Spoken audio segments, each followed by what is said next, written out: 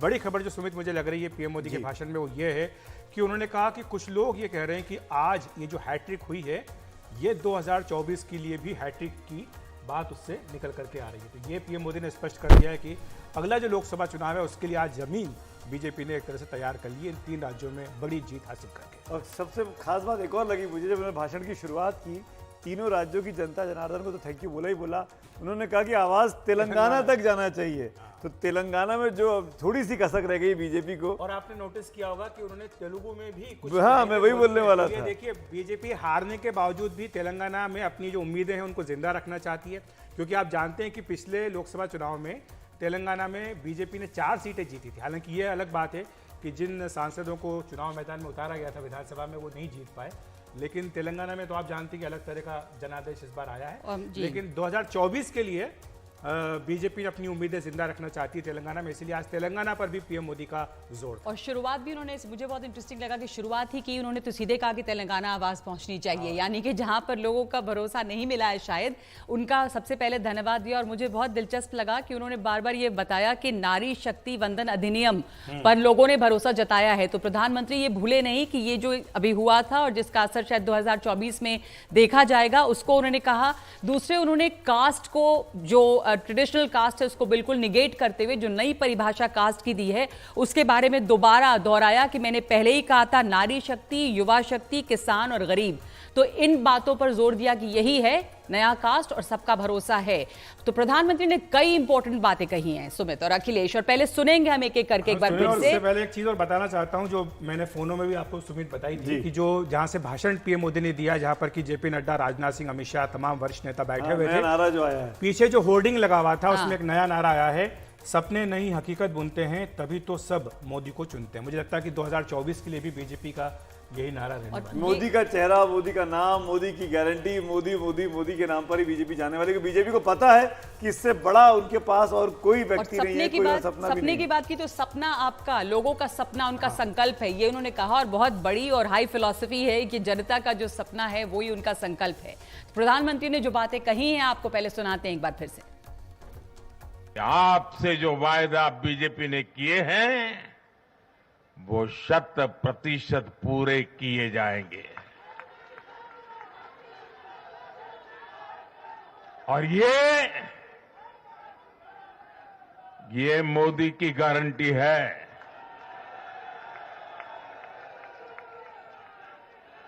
और मोदी की गारंटी यानी गारंटी पूरा होने की गारंटी। मेरे परिवारजनों, इस चुनाव परिणाम की गुंज सिर्फ एमपी, राजस्थान और छत्तीसगढ़ तक सीमित नहीं रहेगी। इन परिणामों की गुंज दूर तक जाएगी। पूरी दुनिया में इन चुनाव परिणामों की गुंज सुनाई देगी।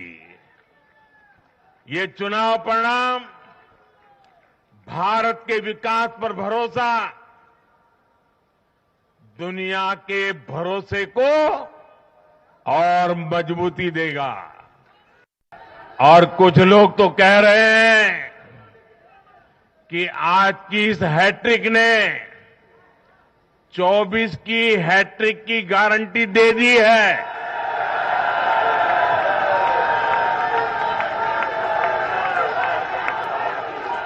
साथियों,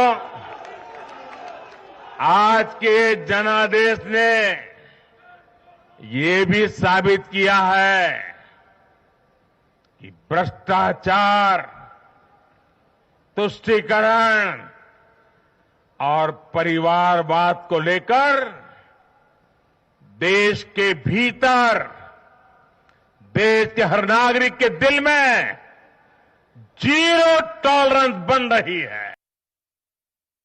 ये चुनाव नतीजे कांग्रेस और उसके घमंडिया गठबंधन के लिए भी बहुत बड़ा सबक है। सबक ये है कि सिर्फ कुछ परिवारवादियों के मंच पर एक साथ आ जाने से फोटो कितनी अच्छी निकल जाए, देश का भरोसा नहीं जीता जाता। देश की जनता का दिल जीतने के लिए राष्ट्र सेवा का जज्बा होना चाहिए और घमंडिया गठबंधन में रत्ती भर भी वो नजर नहीं आता है। लोकतंत्र के हित में मेरी कांग्रेस और उसके साथियों को नम्रतापूर्वक सलाह है, कृपा करके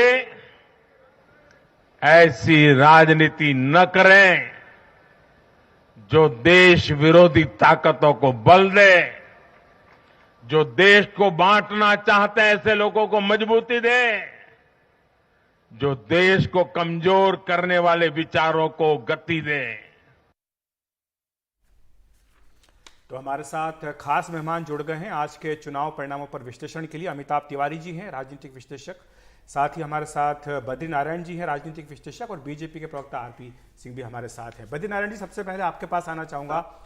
मेरा प्रश्न यही है, जो बात पीएम मोदी ने अपने भाषण में कही, उन्होंने कहा कि जाति का मुद्दा कुछ पार्टियां उठाने का प्रयास कर रही थी। हम सब जानते हैं कि कांग्रेस पार्टी की ओर से राहुल गांधी बार बार इन चुनावों में कास्ट सेंसस का वादा कर रहे थे, कह रहे थे कि अगर इन राज्यों में कांग्रेस की सरकार बनती है तो कास्ट सेंसस कराई जाएगी।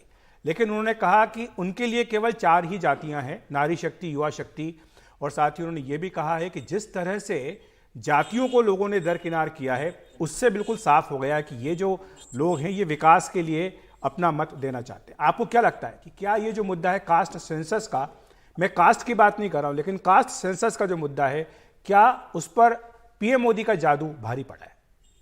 बिल्कुल बिल्कुल अखिलेश जी, जो जाति है, जो जाति कास्ट सेंसस का जो पूरा जो इशू, पॉलिटिकल इशू के रूप में कांग्रेस बनाना चाह रही थी, और लगातार हम लोग ये बात कह रहे थे, आपके चैनल में भी ये बातें हम लोग कहते रहे कि, और लिख के भी कहा कि ये कोई पॉपुलर पॉलिटिकल इशू बन नहीं पाएगा, क्योंकि मूड चेंज हो चुका है, समय चेंज हो चुका है, ये न्यू लिबरल टाइम है, ये टाइम ऑफ एस्पिरेशन है। और नरेंद्र मोदी ने उसको रीडिफाइन किया। आज से नहीं, जब ये शुरू हुआ था तभी उन्होंने कहा कि हमारे लिए तो गरीब सबसे बड़ी जाति है, यानी गरीब को एक जाति के रूप में, जो एक तरह से जो प्राय क्लास टर्मिनोलॉजी है, उसमें उन्होंने जो प्राय पहले सोशलिस्ट और मार्क्सिस्ट बोला करते थे, नरेंद्र मोदी ने उसमें अपनी बात कास्ट को तोड़ने के लिए वो बात रखी। और फिर उन्होंने आगे बढ़ाया कि 4 जाति, हमारे लिए तो 4 जातियां हैं और कोई जाति है नहीं। मुझे लगता है विकास और गवर्नेंस को रीडिफाइन करना ही होगा, इंडियन सोशल स्ट्रक्चर को, नहीं तो एक तरह का कॉन्वेंशनल प्रिमोर्डियल कास्ट हमारी पॉलिटिक्स को चलाती रहेगी और डेमोक्रेसी को कास्टोक्रेसी में बदलती रहेगी। तो एक तरह से नरेंद्र मोदी ने बहुत फ्यूचरिस्टिक स्टैंड लिया है यहाँ पर, रीडिफाइनिंग कास्ट सोसाइटी, और उसमें कास्ट को उन्होंने अंडरप्ले किया अपने पॉलिटिकल परफॉर्मेंस से, और ये दिखाया कि कास्ट की राजनीति सफल हो सकती है, कास्ट की राजनीति को जवाब दिया जा सकता है, ये उन्होंने साबित किया। बद्री नारायण जी, इसी से जुड़ा हुआ कि ये जो कास्ट की राजनीति को पीएम मोदी रीडिफाइन कर रहे हैं, तो 2024 में जब ये कास्ट सेंसस बिहार में लाया गया और लग रहा था कि एक बड़ा मुद्दा बनेगा, क्या ये माना जाए कि ये मुद्दा बिल्कुल नहीं रहेगा, या इसके ऊपर कहें तो उल्टा पड़ गया है? और जब अभी परिभाषित कर रहे हैं प्रधानमंत्री मोदी नारी शक्ति, युवा शक्ति, किसान और गरीब, और उन्होंने आज उसको रीडिफाइन किया और दोहराया, तो वो जो कास्ट सेंसस का मुद्दा था वो कहीं पीछे छूट जाएगा अब? बिल्कुल, मुझे लगता है ये पीछे छूट ही जाएगा। हालांकि कांग्रेस बहुत जिद होती है, स्पेशली राहुल गांधी बहुत जिद्दी व्यक्तित्व है। वो एक इशू को पकड़ लेते हैं तो उसको बहुत लंबे समय तक खींचते हैं, भले ही उसमें उनको असफलता हाथ लगती जाए। लेकिन ये साबित हो गया है कि कास्ट की राजनीति, और एक न्यू लिबरल टाइम आ गया है, इस न्यू लिबरल टाइम में कास्ट की कॉन्वेंशनल पॉलिटिक्स जो 70 की राजनीति थी, 1970 की राजनीति थी, वो अब नहीं चल सकती, और एक नई राजनीति आपको विकसित करनी होगी। और उस नई राजनीति के लिए एक नई भाषा आपको विकसित करनी होगी, और उस नई भाषा को नरेंद्र मोदी अपनी बातों से, अपनी वाणी से सामने ला रहे हैं और उसको आगे कर रहे हैं। बद्री जी, आपसे मैं बात कर रहा था आज से करीब 2 या 3 हफ्ते पहले। सुमित बोल रहा हूँ, हमारे शो में मेरे साथ थे आप। सुमित जी, आपने कहा था जब आप कास्ट की बात करते हैं तो एक पर्टिकुलर कम्युनिटी को तो खुश कर देते हैं, पर बहुत सी कम्युनिटीज को नाराज भी कर देते हैं। आपको कास्ट के नाम पर आप चुनाव जीतेंगे इसकी कोई गारंटी नहीं होती है। कास्ट के नाम पर चुनाव जीते नहीं जा सकते हैं, आप भले ही मोमेंटम खड़ा कर लें। आज लगभग वही हुआ। जिस तरीके के नतीजे आए, ये कास्ट सेंसस की बात कांग्रेस के लिए या इंडिया गठबंधन के लिए बिल्कुल भी कामयाब होती नहीं दिखाई दे रही है। आप क्योंकि राजनीति को मुझसे बेहतर समझते हैं तो मैं आपसे पूछना चाह रहा हूं, क्या अगले 4 महीनों में ऐसा कोई एजेंडा विपक्ष के पास आपको दिखता है जो नरेंद्र मोदी की लोकप्रियता के सामने विपक्ष सामूहिक तौर पर खड़ा कर सके और कम से कदम मिला के चुनाव लड़ तो सके?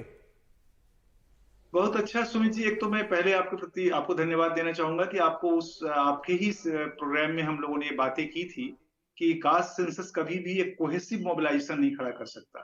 वो एक तरह के कॉन्फ्लिक्टिंग सिचुएशन, और कास्ट सेंसस की हिस्ट्री भी हम लोगों ने डिस्कस की थी, कैसे पहले भी ऐसा ही हुआ है और कैसे वो एक तरह का कॉम्पिटिटिव इंटरेस्ट बेस्ड ग्रुप्स को खड़े करता है जो कभी भी एक नहीं हो सकते, और वो हुआ भी।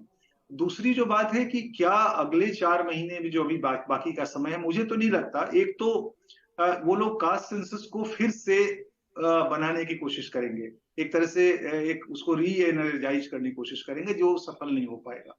दूसरा जो मुद्दा है, उनके पास कोई इतना बड़ा मुद्दा नहीं है, कोई इनोवेटिव मुद्दा नहीं दिख रहा है जिस पर वो बीजेपी को काउंटर कर सके। ना कोई करप्शन का इशू है, ना कोई इस तरह का विकास में कोई जो बेनिफिशियरी पर का जो पूरा ह्यूज ग्रुप उन्होंने खड़ा किया है उस पर कोई चैलेंज खड़ा कर सकता है जी। तो ऐसे में क्या होगा? ऐसे में सिर्फ जो गाली गलौज, एक दूसरे पर लांछन, आरोप, एक बड़ा ही सुपरफिशियल किस्म का इलेक्टोरल डिस्कोर्स मुझे लगता है कि 24 में देखने को मिलेगा। सोशल जस्टिस का सवाल उठाया जाएगा। आप जो कह रहे हैं ना गाली गलौज की बात, उससे याद आया कि मोदी जी को तो गाली भी नहीं लगती है। उनको जितना पर्सनलाइज अटैक किया जाता है उतना उनका फायदा चुनावी तौर पर दिखता है, जैसा कि नतीजों में भी दिख रहा है। बिल्कुल। और अमिताभ जी हमारे साथ हैं। अमिताभ जी, ये जो बात कही गई कि हैट्रिक, मुझे उस बात ने बहुत ध्यान मेरा खींचा है कि 3 राज्यों की जो हैट्रिक है वो 2024 की हैट्रिक की गारंटी है। लेकिन क्या जो अभी तक का ट्रेंड रहा है वो इस बात की पुष्टि करता है, या फिर ये एडवांटेज बीजेपी हो सकता है? एडवांटेज तो होगा ही, बिकॉज 3 राज्य हैं, 65 लोकसभा सीटें हैं इनमें, जिनमें बीजेपी ने पिछली बार स्वीप किया था। तो ऑफकोर्स जो कैडर है, लीडरशिप है, वो मोटिवेट होता है कि भाई वो कॉन्फिडेंस आता है। और इसमें खास बात यह है कि ये 65 सीटों में मुकाबला सीधा कांग्रेस के साथ है और कांग्रेस ही नंबर 2 पार्टी है। तो ये चीज़ अगर रेप्लिकेट हो जाती है बाकी 130-35 सीटों में जहां कांग्रेस के साथ डायरेक्ट कंपटीशन है, तो बीजेपी अभी यहां पर भारी दिख रही है इस रिजल्ट के बाद। हाँ, और हम लोग पिछले बार का एनालॉजी देते हैं कि 2018 में कांग्रेस हारी थी और 2019 में भाजपा जीत गई। 2003 में 3-4 में चुनाव एडवांस करा लिया था। हाँ, लेकिन संजय जी तो जानते हैं, लेकिन वो तो 3 राज्य हैं, बहुत सारे राज्य, यूपी, गुजरात, बिहार, महाराष्ट्र, तो सिमिलर वोटिंग करते हैं, सिमिलर पैटर्न होता है। वो 3 राज्यों को हम पकड़ के बैठ जाते हैं क्योंकि वो ट्रेंड के खिलाफ गया था। सिमिलर वोटिंग लार्जली होती है। क्यों? लेकिन ऐसा भी देखा है कि राज्य के लिए लोग कुछ अलग करते हैं, केंद्र के अलग करते हैं। उड़ीसा में हमने देखा, आंध्र प्रदेश में हमने देखा। नहीं, बट नहीं, आंध्र प्रदेश में भी वाईएसआरसीपी 22 सीटें जीत गई। उड़ीसा में भी नवीन पटनायक की पार्टी भाजपा से ज्यादा सीटें जीतने में कामयाब रहती है। पर संजय जी, जो ये अखिलेश बात अभी कर रहे हैं ना कि लोग राज्यों में कुछ करते हैं, केंद्र में कुछ, और उसी को उल्टा करके देखें तो यहाँ पर राज्यों के चुनाव में भी तो मोदी जी के चेहरे पर चुनाव लड़ा गया। जैसे छत्तीसगढ़ है तो वहां पे कौन था? चेहरा तो कोई नहीं था। तो जब राज्यों के चुनाव के नतीजे हैं तो फिर केंद्र जब चुनाव लोकसभा का होगा तो उसमें तो और हम बेहतर ही उम्मीद कर सकते हैं। अखिलेश जिस स्प्लिट वोटिंग की बात कर रहे थे उसका नतीजा दिल्ली जहां हम बैठे हैं उससे कहीं ज्यादा उसका बड़ा मैनिफेस्टेशन नहीं। विधानसभा प्रचंड बहुमत आम आदमी पार्टी को, लोकसभा 7 की 7 सीट, 14 में भी और 19 में भी। आप बाकी स्टेट चले जाएं, जो 3 स्टेट वहां चुनाव हुए पिछले बार का नतीजा। इनफैक्ट जब मैं राजस्थान में पिछली बार घूम रहा था तो लोग कह रहे थे कि इसमें तो मतलब हम नहीं देंगे, लेकिन लोकसभा में मोदी। और मोदी की सबसे बड़ी चीज जो है, जो आप कह रही हैं कि उनके नाम पे एक विश्वसनीयता जो है, वो भी समाज के निचले तबके में, वो गजब की विश्वसनीयता। वो तो इस बार मोदी की गारंटी बहुत ज्यादा मोदी की गारंटी। अच्छा देखिए, अडेप्टेबिलिटी का इशू, गारंटी वर्ड बीजेपी का वर्ड नहीं था, है ना। ये गारंटी वर्ड, अगर मेरी याददाश्त मुझे सब केजरीवाल प्रशांत किशोर ने केजरीवाल के लिए यूज किया था, नीतीश कुमार के लिए निश्चय वर्ड यूज किया था। दिल्ली में जब केजरीवाल का कर रहे थे तो कांग्रेस ने फिर उस वर्ड को पिक किया, क्योंकि कांग्रेस जो मोदी कहते हैं ना कि बहुत सारी चीज आउटसोर्स उन्होंने कर लिया है, तो जैसे जातिगत जनगणना वाली, तो गारंटी वर्ड को मोदी ने पूरा ही एक नया आयाम दे दिया। जैसे चौकीदार वाला इशू था, चौकीदार चोर है मैं भी चौकीदार, तो उसको एक नया आयाम देने की जो क्षमता है ना उनकी, ये अद्भुत क्षमता है। दूसरी चीज ये है कि मोदी जब गारंटी की, लोग केवल इस चीज को, उन्होंने 3-4 जो चीजें कही, एक तो ये जाति जनगणना वाला इशू। अच्छा देखिए, 2 जगह तो कांग्रेस के ओबीसी चीफ मिनिस्टर थे। कल मैं टी.एस. सिंहदेव का आप ही के यहाँ एक वो देख रहा था इंटरव्यू, उसमें वो कह रहे थे हमारे यहाँ तो इशू नहीं है।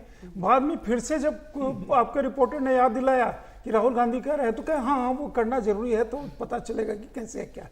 तो ये तो स्थिति है, वो इशू नहीं था। दूसरा ये है कि जब आप बात करते हैं जाति जनगणना की, तो उसके बाद क्या, उसके बाद का आप नहीं बताते।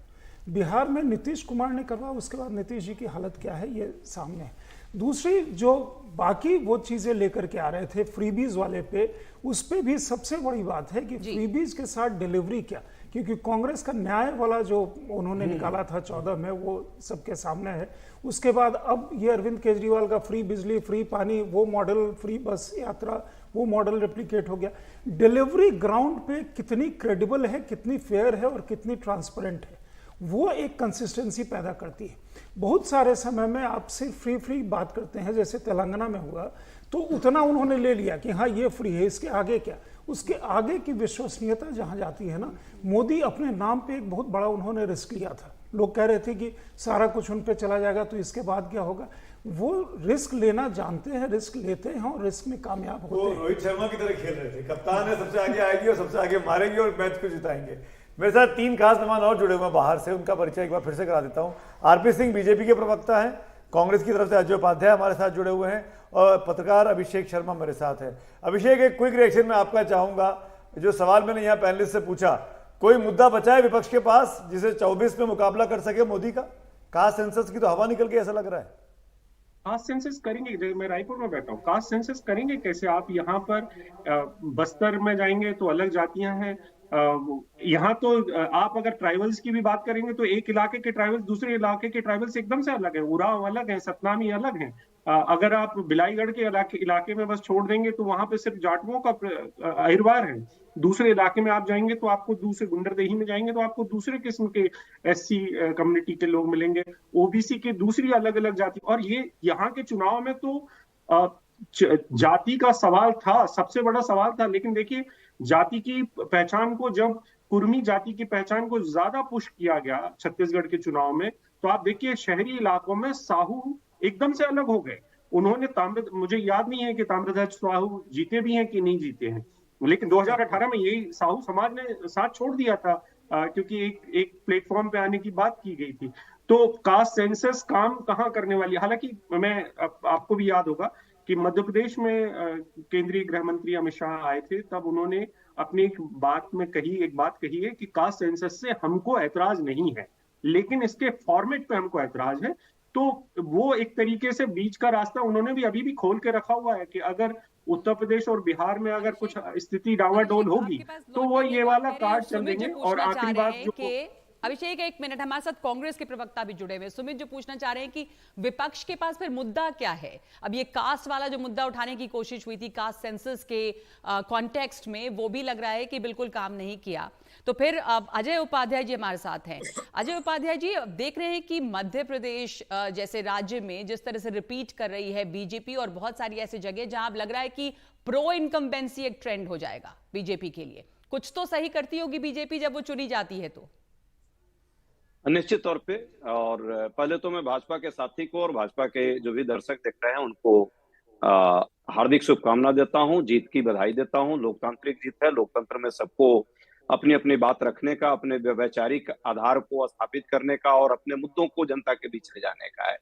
ठीक है, हमारी हार हुई है चूंकि हम कहीं ना कहीं संगठनात्मक तौर पे या कुछ मुद्दों के आधार पर शायद हम आगे नहीं बढ़ पाए हैं। इस पर एक मंथन होगा, एक विचार जरूर हम करेंगे। भाजपा की जीत हुई है और भाजपा जिस तरह से जीती है निश्चित तौर पे उसको बधाई मिलनी चाहिए और हम दिल से बधाई देते हैं। जिस तरह की मुद्दों की बात की जा रही है, ऐसा नहीं है कि चुनाव में यदि राज्यों के राजनीति में हम किसी कारण से पिछड़ गए हैं, इसका मतलब वो जनता के मुद्दे भी छिड़ गए हैं। जनता के मुद्दे कायम हैं आज भी। क्या आपको भी लगता है नगमा जी, आप तो बहुत ही बुद्धिजीवी पत्रकार हैं, महंगाई इस देश में है कि नहीं, ये मुद्दे हैं। युवाओं को रोजगार मिलना चाहिए कि नहीं, ये मुद्दे हैं। आज भी जो हम लड़ाई लड़ रहे हैं कि क्यों गरीबों की आय और कम होती जा रही है, ये भी मुद्दे हैं। इन मुद्दों पर जो जनता के मुद्दे, जन मुद्दे हैं, विमर्श के मुद्दे हैं। विकास की राजनीति की भी बात है और जातीय जनगणना की भी बात अभी अविचार जी ने कही है। अजय जी, बस 10 सेकेंड आपकी अविचार जी, अपनी 10 दो सेकेंड। सरकारें गई हैं। अगर महंगाई एकदम मुद्दा है, अगर ठीक। बेरोजगारी मुद्दा है, तो आपके अपने 2 मुख्यमंत्री चुनाव हारे हैं और कांग्रेस पार्टी ने 2011 के बाद से अपनी कुर्सी पर रहते हुए कोई विधानसभा चुनाव नहीं जीता है जहां पे आप इनकम्बेंट सरकार के तौर पे जाएं और जीतते हो। तो ये कह देना कि महंगाई मुद्दा है, बेरोजगार मुद्दा है, बेरोजगारी मुद्दा है, बिल्कुल है, हमेशा होना चाहिए। हर व्यक्ति के पास रोजगार होना चाहिए, हर व्यक्ति की थाली में रोटी होनी चाहिए, कोई इनकार नहीं करता। फिर क्यों कांग्रेस हार जाती है? मेरा सवाल बड़ा सीधा सा। दूसरा चीज, दूसरी चीज, मेरा संजय जी, आपका मौका मिलेगा, मेरा सवाल का जवाब दीजिए। क्या राहुल गांधी अब कास्ट सेंसस के मुद्दा नहीं उठाएंगे? पहली चीज। और दूसरी चीज, अगर कास्ट सेंसस आपको लगता है मुद्दा है, तो जनता ने क्यों नहीं वोट किया अशोक गहलोत को, भूपेश बघेल को, जो कि ओबीसी मुख्यमंत्री हैं? देखिए, छत्तीसगढ़ की परिस्थिति और राजस्थान की परिस्थिति, छत्तीसगढ़ में मैं खुद ही बहुत समय से 3 महीने से 4 महीने से वहां समय दे रहा था और ग्रामीण एरिया में मैं घूम रहा था। मुझे लगता है यदि परिस्थितियों की बात की जाए तो मेरे पास नेता भी था, नीति भी थी, कार्यक्रम भी थे और हमने काम भी किया था। इसीलिए कह रहा हूं कि इतना जल्दी अभी टीवी डिबेट में मैं ये डिस्कशन और ये निष्कर्ष पर नहीं पहुंचूंगा कि क्यों हम हारे हैं। हार के कारणों पर विस्तृत विश्लेषण हम करेंगे और निश्चित तौर पे विश्लेषण पार्टी को करना चाहिए कि क्यों इतने सब रहने के बाद हम क्यों बैकफुट पर आए हैं। लेकिन जातीय जनगणना की बात आप कर रहे हैं और उसका आधार आप लेना चाह रहे हैं, तो मुझे लगता है कि छत्तीसगढ़ या राजस्थान में या मध्य प्रदेश में जातीय जनगणना का आधार कहीं ना कहीं आज भी है और आने वाले चुनाव में भी रहेगा। ठीक है, तो ये आप मुद्दा जातीय उत्थान का है, जातीय उत्थान का बात है। उपाध्याय कांग्रेस के प्रवक्ता स्पष्ट करें। आरपी सिंह भी हमारे साथ बने हुए। आरपी जी, एक पहली बात तो जीत के लिए बहुत बहुत बधाई आपको। पीएम मोदी का संबोधन अभी हमने सुना, उन्होंने कार्यकर्ताओं को अभी संबोधन दिया, इन तीनों राज्यों की जनता का आभार व्यक्त किया, तेलंगाना की जनता का भी आभार व्यक्त किया। लेकिन जो बात अजय उपाध्याय कह रहे हैं कि मुद्दे तो हैं, महंगाई का मुद्दा है, भ्रष्टाचार का मुद्दा है, जातिगत जनगणना का मुद्दा है, ये सारे मुद्दे विपक्ष आगे भी उठाता रहेगा। अखिलेश, पहले तो आपके सारे दर्शकों को बधाई। जिन लोगों ने भाजपा को समर्थन दिया और नहीं भी दिया उनको भी बधाई, और अजय उपाध्याय को भी बधाई तेलंगाना जीतने के लिए। उन्होंने अच्छी जीत वहां हासिल करी। एक अजय ने बीच में बात कही कि नेता है, नीति है, फिर भी हम चुनाव क्यों हार गए, हमको इस पे एनालिसिस करना है। अजय भाई, नेता नीति है पर नियत नहीं। नियत ठीक होती तो चुनाव जीत जाते हैं, क्योंकि लोग ये समझते हैं कि किस नियत से आप चुनाव में गए और किस नियत से आप वहां पर जो डिलीवरी मैकेनिज्म है, किस नियत से वो डिलीवरी मैकेनिज्म काम करेगा नहीं करेगा। लोग मोदी जी की नियत पर जाते हैं। नेता है, हमारे पास नीति भी है पर वो नियत भी है। और ये ध्यान कीजिएगा, जो अभी बात पहले की कि न्याय एक स्कीम लेकर आए थे, लोगों ने नहीं मानी, क्योंकि लोगों को यकीन नहीं था कि ये लागू हो पाएगी या ये लागू करने की नियत है। हमारे यहाँ लोगों को ये यकीन आता है, जो मोदी जी कहते हैं, जो मोदी जी अपनी गारंटी देते हैं, वह उसको विश्वास करते हैं कि उनको ध्यान में रहता है कि उनकी नियत है कि इसको हम लागू करें। तो ये एक फर्क है। परंतु मूल बात जो है अखिलेश भाई, वो ये है कि तीनों राज्य के अंदर हम लोगों ने एक सिंक्रोनाइज कैंपेन, आप तो पार्टी को बहुत दिनों से समझते हैं कि हमारे बड़ा एक सिंक्रोनाइज तरीके से काम होता है। पोलिंग बूथ से लेकर पन्ना प्रमुख से लेकर मोदी जी तक जितने हमारे कार्यकर्ता जो रहे, सबने एक सिंक्रोनाइज तरीके से काम किया। अगर मोदी जी ने कुछ कहा तो वह नीचे तक गया, और नीचे से कुछ संदेश आया तो वह ऊपर तक गया। और उसका आउटकम ये है कि आज हम लोग जहां पर ये लोग सोचकर बैठे थे कि नहीं नहीं हम चुनाव हार जाएंगे छत्तीसगढ़ के अंदर, मैंने कुछ टीवी चैनल्स के ऊपर आपके यहाँ पर तो कुछ टीवी चैनल से बड़ा स्पष्टता से कहा था कि ये जो आप हमको 30 से 40 के बीच की सीट दे रहे हैं, मैं इसको मानता नहीं। क्योंकि जब लोग आशीर्वाद देते हैं तो भरपूर आशीर्वाद देते हैं, वो आधा अधूरा आशीर्वाद नहीं देते। वो ये नहीं हो सकता कि 15 से हमको 35-40 तक ले जाएंगे और आगे नहीं बढ़ाएंगे। एक और दूसरा, मध्य प्रदेश का आप अपने यहाँ जरा एनालिसिस मंगवा लीजिए। 72 सीटें ऐसी हैं जहां पर 80% से अधिक महिलाओं ने वोट दिया, बहनों ने वोट दिया, और उसका आउटकम देख लीजिए उन सीटों पे क्या रहा। आप ये अगले 1 दिन में आपका एनालिसिस आ जाएगा, समझ लग जाएगा किस प्रकार से जो शिवराज सिंह जी की, जहाँ वहाँ मध्य प्रदेश की सरकार की जो स्कीम थी लाडली बहना, और अन्यथा जो प्रधानमंत्री जी ने जिस प्रकार से बहनों की अलग से चिंता करी है अलग अलग स्कीम्स के माध्यम से, उसका एक लाभ मिला है। और ये जो जाति, आरपी जी बीच में टोक रहा हूँ माफी के साथ, एक रिएक्शन मुझे देश शोधन निगम जी का लेना है और फिर ब्रेक की ओर आगे बढ़ना है, हम अगले सेगमेंट में जुड़ेंगे। मैं ये पूछना चाह रहा था आपसे, माइक शायद गिर गया लेकिन मैं ऐसे ही पकड़ लेता हूँ, लेकिन मैं ये पूछना चाह रहा था कि 4 जातियां प्राइम मिनिस्टर ने गिना दी, महिला, युवा, किसान और गरीब। अब जब आप जाति सेंसस की बात कर रहे हो, ये 4 नए आपने जॉनर्स क्रिएट कर दिए, टीवी की भाषा में बात करूं तो आप कहाँ खड़े होंगे? अब आप यादव, कुर्मी और ओबीसी की बात करेंगे, ईबीसी की बात करेंगे कि गरीब, महिला और युवाओं की बात करेंगे? देखिए, आप अगर हमारे वर्ण संस्कार की बात करें तो कौशल के आधार पर हुआ करता था, जो बाद में जिसमें कुरीति आ गई जन्म के आधार से हो गया। अब ये नई परिभाषा प्रधानमंत्री ने दी है, तो इसमें सारी जातियां आ जाती हैं, सब आ जाते हैं इसमें। तो हाँ, तो इसलिए एक उन्होंने बहुत उसकी परिभाषा को एकदम शिफ्ट कर दिया। जो अपोजिशन विपक्ष का कास्ट सेंसस था, जो आज का जो कास्ट का, उन्होंने उसका परिभाषा ही बदल दी। तो वो देखने वाली बात है, और ये आगे 2024 में इसको ये बढ़ाएंगे। और इनकी स्कीम्स भी अगर देखें सारी, एक स्कीम का सिर्फ मैं उदाहरण दूंगा जिसको लोग अनदेखा करते हैं, माइक्रो फाइनेंस की जो स्कीम है इनकी, मुद्रा योजना, जो उसका उदाहरण इसलिए भी दूंगा क्योंकि मेरे आसपास मैंने वो देखा है। बहुत सारे लोग कोविड के वक्त में जो माइग्रेंट वर्कर्स थे वो अपने राज्यों में वापस चले गए, लेकिन वापस नहीं आ रहे हैं क्योंकि उनको वहां पर मुद्रा लोन मिला, छोटे छोटे उन्होंने रोजगार धंधे क्रिएट कर दिए और बहुत अच्छे वातावरण में घर में खुशी में रह रहे हैं, या एक एक कमरे में पूरा परिवार बंद रहता था, वो वापस नहीं आ रहे हैं, ड्राइवर्स नहीं मिल रहे हैं आपको। दूसरी बात जो मैं आपसे कहना चाह रहा था जाति को लेकर के, कि आरएसएस जो है बहुत लंबे समय से जाति विहीन समाज की बात करता है। एक गांव में एक कुआं, एक शमशान, ये वाली बात, एक मंदिर, कुआं, और अब एक दूसरा प्रोजेक्ट उन्होंने लिया है, वो है जो ये दक्षिण और उत्तर, ये जो लड़ाने की कोशिश हो रही है, बांटने की कोशिश हो रही है, उसको भी वो कह रहे हैं कि इसको एक करने की बात होनी चाहिए। जी। देखिए, संघ का एक जो बहुत बड़ा कार्यक्रम प्रोजेक्ट चल रहा है, वो एक कुआं, एक मंदिर, एक शमशान गाँव, तो जिसमें आपको अलग अलग वो जो गाँव में जो कुरीतियाँ आ गई उसको हटाना। दूसरा, दलित समाज से पंडितों को तैयार करना, ये हजारों गाँव में चल रहा है और उनको तैयार किया, तमिलनाडु से शुरुआत हुई थी और बहुत अच्छा कार्यक्रम चल रहा है।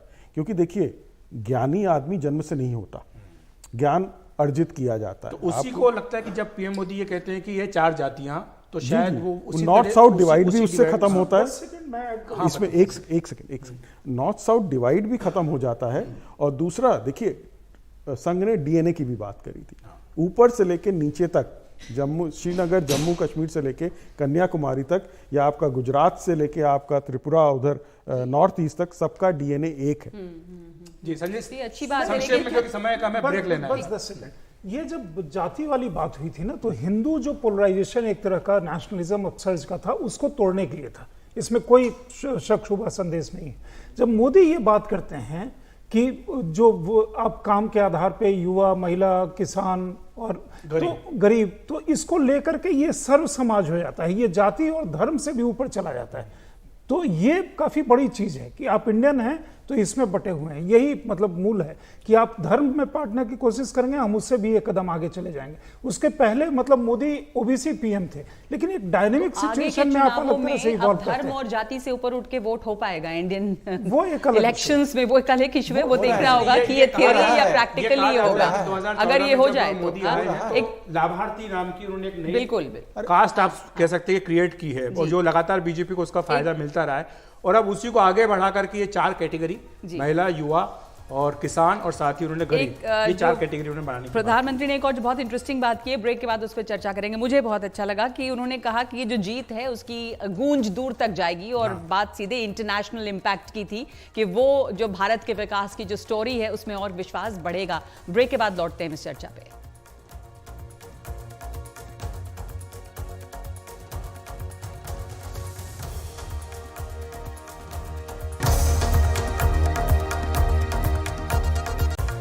बहुत बहुत स्वागत है एक बार फिर आपका। ब्रेक के बाद हमारे साथ खास चर्चा चल रही है, खास मेहमान बने हुए हैं। एक सवाल मैं अजय उपाध्याय से लेना चाहूंगा और उसके बाद जो कांग्रेस के प्रवक्ता है आरपी सिंह, आपके पास भी आऊंगा। अजय जी, थोड़ा क्रूर बीजेपी के प्रवक्ता आरपी, हाँ आरपी सिंह के पास जाऊंगा मैं, बीजेपी प्रवक्ता। पहले अजय जी के पास चलते हैं। अजय जी, थोड़ा सा आपको परेशानी में डालने वाला सवाल है, पर मैं चाहूंगा आप जवाब दीजिएगा क्योंकि आप फ्रंट फुट पे खेलने वाले बल्लेबाज हैं। 3 बड़े नेता जिनकी अगुवाई में 2 राज्यों में लड़ा गया चुनाव, कमलनाथ, दिग्विजय सिंह मध्य प्रदेश और अशोक गहलोत राजस्थान, इन तीनों की वजह से या इन तीनों के रहते हुए भी चुनाव पार्टी हार गई। बड़े नेता, दिग्गज नेता, सालों साल की राजनीति का अनुभव, क्या आपको लगता है कि अब युवाओं को आगे लाने का वक्त हो गया इन राज्यों में और इन बड़े नेताओं को रिटायर हो जाना चाहिए अपनी जिम्मेदारी लेते हुए? देखिए, प्रश्न वाकई आपका सामयिक है, लेकिन नेतृत्व जो है सामूहिक था। व्यक्ति का सिर्फ नेतृत्व में नहीं मानता, हम सभी कार्यकर्ताओं का भी उसमें कहीं ना कहीं, यदि हार हुई है तो हम सबका भी उसमें कहीं ना कहीं किसी न किसी रूप में हम भी उसके लिए जिम्मेवार हैं और नेता भी जिम्मेवार है। मुझे लगता है ये अभी का वक्त नहीं है कि हम इस पर कोई बात आपके माध्यम से, चैनल के माध्यम से रखें, लेकिन एक सोच जरूर है। 50 अंडर 50% का जो हमारा कंसेप्ट है उसको शीघ्र ही हम पार्टी संगठन के अंदर जरूर नेतृत्व जो है इस पर विचार कर रही है और शीघ्र वो निर्णय आपको दिखेगा। ये जीत भी होती है या हार भी होती, बावजूद जीत भी होती तो भी उस निर्णय के तरफ हम आगे बढ़ रहे हैं और राहुल जी और हमारे जो शीर्ष नेता हैं उस पर विचार कर रहे हैं। सच्चाई है, जिन लोगों के साथ हम थे जी, थोड़ा सा उनका पक्ष भी ले लेते हैं। आरपी जी, जिस तरह से कांग्रेस के भीतर ही मतभेद खुल करके सामने आए, राजस्थान में सचिन पायलट बनाम अशोक गहलोत, मध्य प्रदेश में कमलनाथ की वो बाइट बड़ी चर्चित हुई जिसमें कहा कि कपड़े फाड़ो दिग्विजय सिंह के जाकर के, तो ये सारी बातें जो हुई और अभी जब नतीजे आए तो लोकेश शर्मा जो कि ओएसडी रहे इतने लंबे समय तक अशोक गहलोत के, उन्होंने बहुत करारा वार किया है अपने ही जिनके वो सलाहकार रहे इतने समय उनके ऊपर कि उन्हीं के कारण ये भट्टा बैठा है। देखिए, सच तो अंतगतवा निकलता ही है। वो सचिन पायलट जो धरने पे बैठे रहे दिल्ली के बाहर बॉर्डर के ऊपर, सबको जानकारी है। या तब ये हमारे पर आरोप लगाते थे कि हमने उनको उकसा कर वहां भेजा है। सच सबने बाद में देखा और सब सच सामने भी आया। दिग्विजय सिंह और कमलनाथ जी के बीच जिस प्रकार का झगड़ा है वह भी सबको दिखता है। खैर, मैं इसको ये भी मानता हूँ कि राजनीति का नॉर्मल प्रोसेस है, परंतु ये भी डिपेंड करता है कि आपका संगठन कितना मजबूत है और आपकी पार्टी के प्रति निष्ठा कैसी है। क्योंकि हमने वह भी देखा था जब अशोक गहलोत ने अंगूठा दिखा दिया था, जब उनको अध्यक्ष पद के लिए मनाने के लिए खड़गे जी और अजय माखन जी शायद गए थे, उन्होंने अंगूठा दिखा दिया कि मुझे नहीं आना, मुझे राष्ट्रीय अध्यक्ष नहीं बनना, मुझे यहीं पर रहना है। और हर व्यक्ति अपने निजी लाभ के हिसाब से चीजें देखता है। मुझे लगता है कि अशोक गहलोत जी को तब लगता था कि उनके बेटे वैभव गहलोत को उनको सेटल करना है, एक बार मुख्यमंत्री के लिए चांस दोबारा लेना है और अगर बन गए तो अपने बेटे को सेटल कर देंगे और अपने बेटे को अपनी गद्दी या अपना पूरा तामझाम दे जाएंगे। परंतु जो असली हकीकत है कि दोनों दलों में फर्क है। दोनों दलों में फर्क ये है कि कांग्रेस पार्टी सिर्फ चुनाव के दिनों में, कुछ चुनाव से 6 महीने पहले, साल भर पहले एक्टिव होते हैं, लोग भागदौड़ करते हैं और हमारे यहाँ लोग निरंतर काम करते हैं और ऑनगोइंग भी 5 के 5 साल काम करते हैं। उसी को जो आप कह रहे हैं उसी को मैं पूछना चाहूंगी आपसे अजय जी के, पहले भी किसी ने कहा था यहाँ पर हमारे स्टूडियो में बात करते हुए कि अब का जो दौर है वो ऐसे पार्ट टाइम पॉलिटिक्स का नहीं है, तो मतलब 24/7 into 365 ये मॉडल, तो आपको लग रहा है कि इसमें भी चूक रही है कांग्रेस? और दूसरे राजस्थान में सचिन पायलट और जी बोलिए। इनफैक्ट अजय जी, नगमा की बात में जोड़ दूं, फिर आप बोलिएगा कि आज अशोक गहलोत साहब को अफसोस हो रहा होगा कि काश एक साल पहले अध्यक्ष पद ले लिया होता तो आज ये गत नहीं हुई होती। आपके प्रश्न का उत्तर तो अशोक गहलोत साहब देंगे, लेकिन नगमा जी का बहुत सामयिक प्रश्न है। मुझे लगता है कि राजनीति जो है, यदि सेवा है, पेशा नहीं है, तो राजनीति निरंतरता के साथ ही होती है और समाज सेवा में राजनीतिक के सभी दलों के, मैं तो कहता हूं भाजपा कांग्रेस की, सीपीआई के भी जो छोटे पदाधिकारी या बड़े नेता हैं वो सब लगे रहते हैं समाज सेवा के लिए, यदि किसी ने राजनीति चुनी है तो, और वो निरंतरता में ही चलती है। अजय जी, आपको बीच में थोड़ा सा रोक रही हूँ। आज बीजेपी ने की बड़ी जीत हुई है कई राज्यों में, 3 राज्यों में हैट्रिक हुई है। प्रधानमंत्री ने कह दिया कि ये 2024 के हैट्रिक का संकेत है। राज्यवर्धन राठौड़ हमारे साथ हैं, 2024 की हैट्रिक का ये संकेत है। पहले तो बधाई हो आपको इन तमाम शानदार जीतों पर, राज्यवर्धन राठौड़ जी। जी धन्यवाद आपकी बधाई के लिए। और जी मेरी आवाज एको कर रही है, आप अपने टेक्नीशियंस को बोलिए मेरी आवाज एको ना करे। वापस मेरे पास आ रही है। तो मैं आपको जैसे कह रहा था कि देश के अंदर जो योजनाएं घर घर तक पहुंच रही हैं वो प्रधानमंत्री मोदी जी की केंद्र सरकार की योजनाएं हैं, और हर नागरिक ये देखता है, चाहे वो किसी भी वर्ग का हो, चाहे वो जो भी कर रहा हो, कि उसके साथ अगर कोई खड़ा है तो देश की सरकार, प्रधानमंत्री मोदी जी की सरकार खड़ी है। तो एक विश्वास जगता है, एक विश्वास जगता है, काबिलियत बढ़ती है, और जब काबिलियत बढ़ती है देश की प्रोडक्टिविटी बढ़ती है। जब हम सड़क, पानी, स्वास्थ्य इसकी जब बात करते हैं, फिट इंडिया की बात करते हैं, तो हम वोट के लिए नहीं करते, हम इसलिए करते हैं कि उस व्यक्ति का पर यूनिट जो व्यक्ति है उसकी प्रोडक्टिविटी बढ़ जाती है, उसकी प्रोडक्टिविटी बढ़ती है तो देश की प्रोडक्टिविटी बढ़ती है। और अगर देश को आगे विकसित राष्ट्र की कैटेगरी में लेके जाना है, जैसे आज प्रधानमंत्री मोदी जी कह रहे थे, तो हर व्यक्ति को हमें सक्षम बनाना है। सो सर्विसेज पहुंचनी जरूरी है। अगर सर्विसेज पहुंचनी जरूरी है तो सरकार ऐसी चाहिए जो ईमानदार सरकार हो, देश के पैसा एक एक पाई का हिसाब करके नीचे तक पहुंचाए, रिपोर्ट कार्ड दिखाए अपने काम का जब भी कोई काम करे। ये नहीं कि मेरा नाम देखिए, मैं किस परिवार से हूं, ये नहीं, मेरा काम देखिए, और मेरा काम देखिए उसके बाद मुझे आशीर्वाद दीजिए, मुझे मौका दीजिए आपको और सेवा करने का। ये एक परिवर्तन जो आया है देश के अंदर, ये प्रधानमंत्री मोदी जी लेकर आए हैं, और यही कारण है जहां भारतीय जनता पार्टी की सरकार है वहां वापस से आशीर्वाद मिलता है, जहां कांग्रेस की सरकार है आपसे राठौड़ जी एक थोड़ा सा पेचीदा सा सवाल पूछना चाहूंगा। सुमित बोल रहा हूं। आज की डेट में इस वक्त जब मैं आपसे बात कर रहा हूं, आप सांसद भी हैं, आप विधायक भी हैं, डबल इंजन आपके पास खुद है, क्या रखना चाहेंगे, सांसदी या विधायकी? क्या आदेश है ऊपर से? अब जब क्रिकेट टीम के अंदर जो ऑलराउंडर होता है, जो बैटिंग भी कर लेता है और बॉलिंग भी कर लेता है, उसमें कप्तान ही डिसाइड करता है कि उसको क्या कराया जाए, जैसे टीम की स्ट्रैटेजी होती है। तो मेरे साथ भी यही है।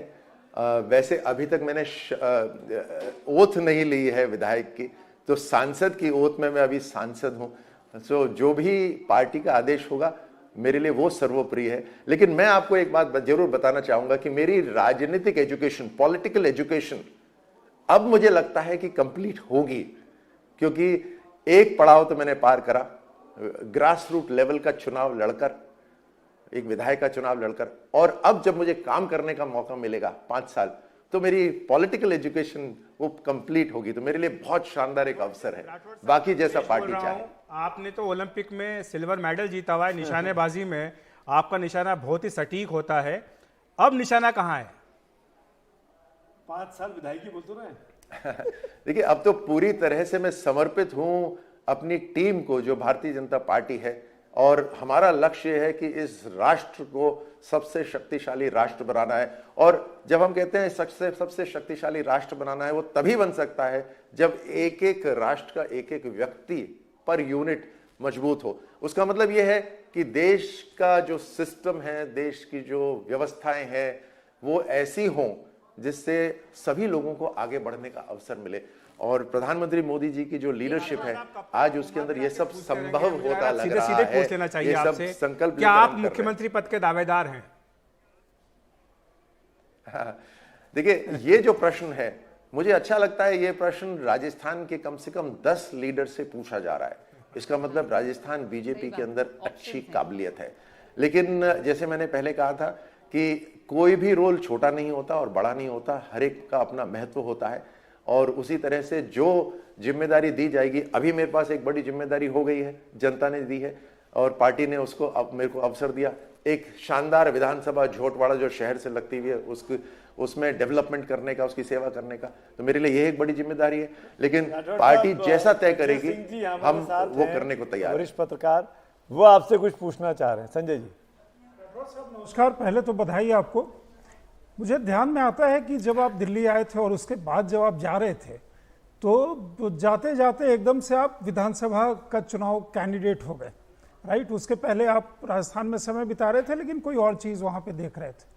ये जो परिवर्तन आया, मतलब 3-4 दिन के दरमियान यहाँ से जाने के बाद तुरंत विधायक का वो कैंडिडेट होना, फिर वहाँ तमाम तरह की बातें होने लगी कि ऐसे विरोध हो रहा है, वैसे जनता ने किस तरह से उस चीज़ को लिया, और वही जनता जो अखिलेश निशान, जो आपके निशाना अचूक निशाने की बात कर रहे थे, वो जनता उस अचूक निशाने को कहाँ पे ले जाकर के देखना चाहेगी, जो लोग आपके सपोर्टर्स हैं? मैं आपको बताऊं कि जनता राजस्थान के अंदर तैयार बैठी थी भारतीय जनता पार्टी को पूरी तरह से समर्थन और आशीर्वाद देने के लिए, पूरी तरह से तैयार थी जनता। और जो थोड़ा बहुत जो आपने विरोध देखा वो व्यक्तिगत विरोध था, जो मैं नहीं भी होता, मेरी जगह कोई दूसरा भी होता तो वही विरोध होता, क्योंकि कुछ व्यक्तियों की पर्सनल महत्वाकांक्षा थी। लेकिन भारतीय जनता पार्टी के जितने कार्यकर्ता थे वो सारे कार्यकर्ता, अब जैसे हम सब इंसान हैं, मशीन तो है नहीं, तो कुछ दिन बुरा लगता ही है, लेकिन उसके बाद में भारतीय जनता पार्टी का काडर जो है वो अनुशासित होता है, डिसिप्लिन होता है और वो सब साथ में आ जाते हैं। तो झोटवाड़ा विधानसभा के अंदर शुरू के कुछ दिन के अलावा सब साथ में आ गए थे, जो पार्टी के थे ही नहीं और जो पार्टी में कूदना चाहते थे, पार्टी का फायदा उठाने के लिए वो चुनाव लड़े। लेकिन हर तरह से उसको मैं कहता हूं कि कांग्रेस की ए टीम भी थी और कांग्रेस की बी टीम भी थी झोटवाड़ा के अंदर, दोनों मिलकर कमल के निशान को हराने की कोशिश कर रहे थे, लेकिन वो संभव नहीं हुआ। जी, बहुत बहुत धन्यवाद आपका। बहुत बहुत बधाई आपको राज्यवर्धन राठौड़ साहब। दिल्ली आएंगे तो मुलाकात होगी आपसे, मैं उम्मीद करता हूं कि आपके घर की मिठाई खाने को मिलेगी। जरूर। इस समय बहुत अच्छी स्थिति जरूर में है पधारे, प्लीज वेलकम टुमारो। इन्होंने मिठाई जो है राठौड़ साहब ने जो विरोध करे थे उनको भी खिलाई थी। आपकी वो तस्वीरें बहुत चर्चित हुई थी, इसमें जो विरोध करे थे उनके लिए गाड़ी रुकवाई और उनको इन्होंने। चलिए एक ब्रेक लेंगे आप। इस राजस्थान में ये बड़ी अच्छी तस्वीर यहाँ पर उभर के आ रही है, जैसा कहा गया कि एक प्रॉब्लम ऑफ प्लेंटी है वहाँ पे। गजेंद्र शेखावत भी है, वसुंधरा राजे, दिया कुमारी, राज्यवर्धन राठौड़, कौन बनेगा मुख्यमंत्री, ये सवाल तो बना ही हुआ है। एक ब्रेक ले रहे हैं इस समय आप।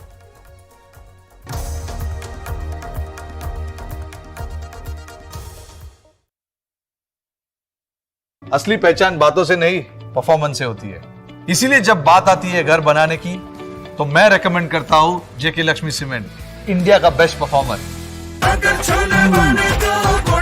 गोल्डी छोले मसाले, जहाँ जाए रिश्ते बनाए, जहाँ जाए रिश्ते बनाए, गोल्डी मसाले।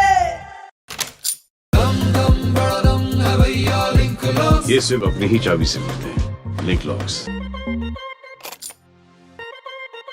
प्रार्थनाएं दिखाई नहीं देती, पर इनका असर बड़ी दूर तक पहुंचता है। जेड ब्लैक 3-in-1 प्रीमियम अगरबत्ती, प्रार्थना होगी स्वीकार।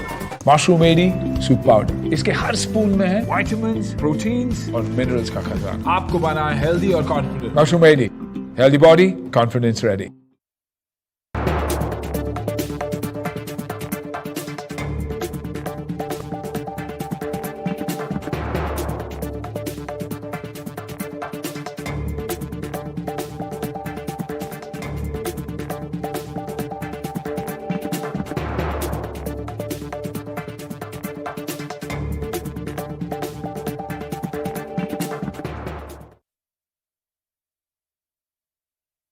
प्रायोजक हैं गोल्डी चाट मसाला, गोल्डी मसाले, जहां जाएं रिश्ते बनाएं, गोल्डी मसाले।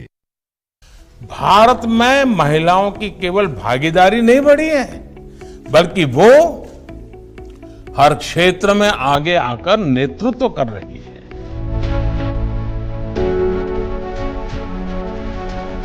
आधी आबादी की आर्थिक आजादी यानी सबल नारी, प्रगति हमारी।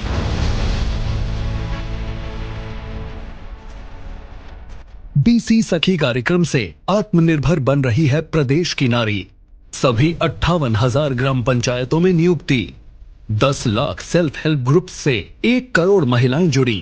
पोषाहार निर्माण इकाइयों से 4,000 महिलाओं को प्रत्यक्ष रोजगार, 2,35,000 स्वयं सहायता ग्रुप्स को 2,353 करोड़ रुपए के ऋण उपलब्ध, 31,50,000 महिलाओं को निराश्रित महिला पेंशन मिली। सपने हो रहे साकार, डबल इंजन की सरकार। Colorful, colorful t-shirts, Isa, Isa. Stylish वाले collections, latest trendy selections, नए fashion में धूम मचाओ। Trendy, colorful and top quality t-shirts from Isa.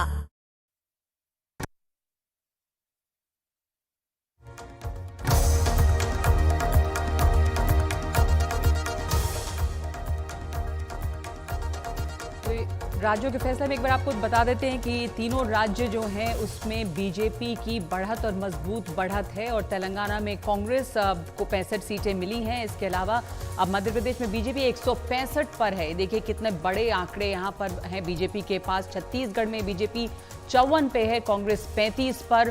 कितनी बड़ी बढ़त छत्तीसगढ़ में है और राजस्थान में भी बीजेपी बहुत ही कंफर्टेबल पोजीशन में है। तो इन तीनों राज्यों में और इसके बाद ही जश्न का माहौल यहाँ पर बीजेपी मुख्यालय पर रहा।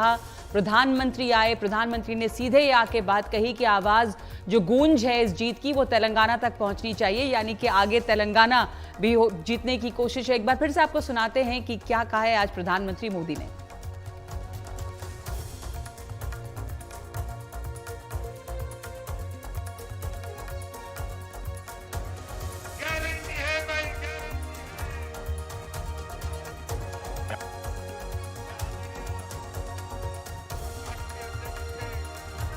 आपसे जो वायदा बीजेपी ने किए हैं वो 100% पूरे किए जाएंगे और ये मोदी की गारंटी है।